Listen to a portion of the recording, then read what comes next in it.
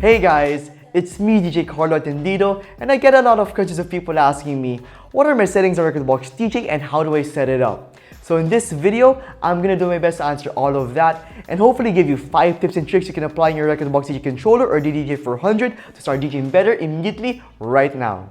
So the first thing I changed is this annoying hot cue default setting. You see, if I press a cue point, the track will immediately start playing.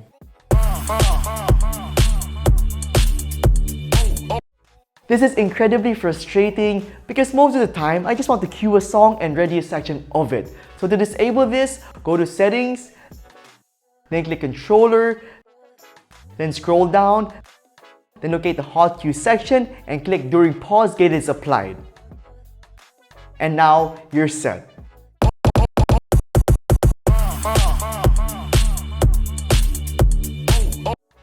Second thing I do is adjust the vinyl break speed adjust. Normally, if you stop a track, the track will immediately stop playing.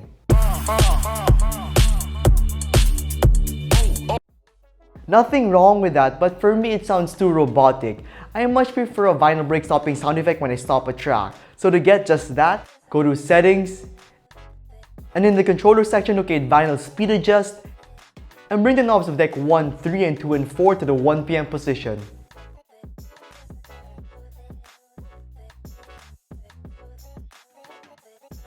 There you go. Now you can do quick transitions like this.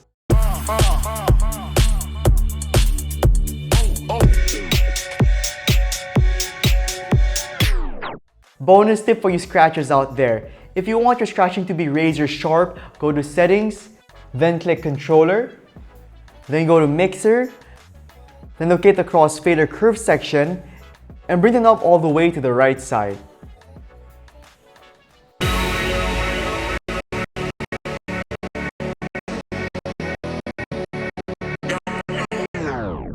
Now the third thing I like to do is adjust my software latency settings.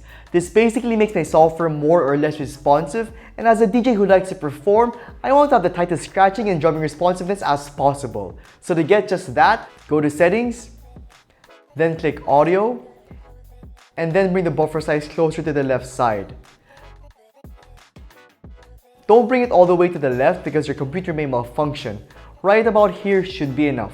So those are my settings on Rekordbox DJ. With that out of the way, let's now have some fun with the ddj-rb. So in this section of this video, we're going to explore 2 creative ways to play with your track. And the first method involves using the pad effects section on your controller. To activate pad effects on your controller, just press shift and beat loop or beat jump. Now your pads can be used to activate fun effects like roll, trance, and the vinyl break stop effect.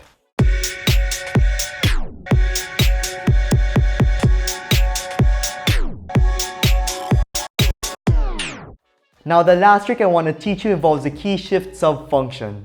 To access key shift, just press shift and the sampler button.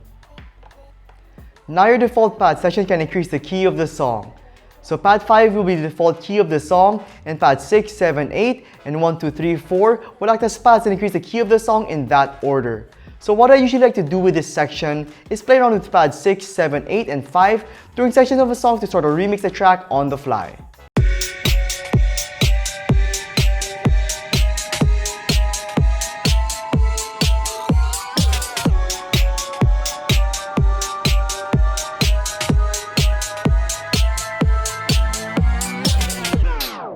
And that's it. I hope you guys learned a thing or two in this lesson, and if you did, please do let me know in the comment section down below, and also let me know by liking this video, subscribing, turn the bell notifications on. And with that said, this is DJ Carlo Tendido, and I will see you all in the next one. I definitely suggest you guys to first use whatever you have with you right now. So if that's your cell phone, if that's your laptop, then use that. But if you really want to get started in DJing, what's the best thing that you can buy? Definitely whatever you can afford. Use whatever that is to get you where you want to go. Remember, at the end of the day, it's not the equipment you use, it's how you use it. Be it a phone, a computer, or like a crappy controller.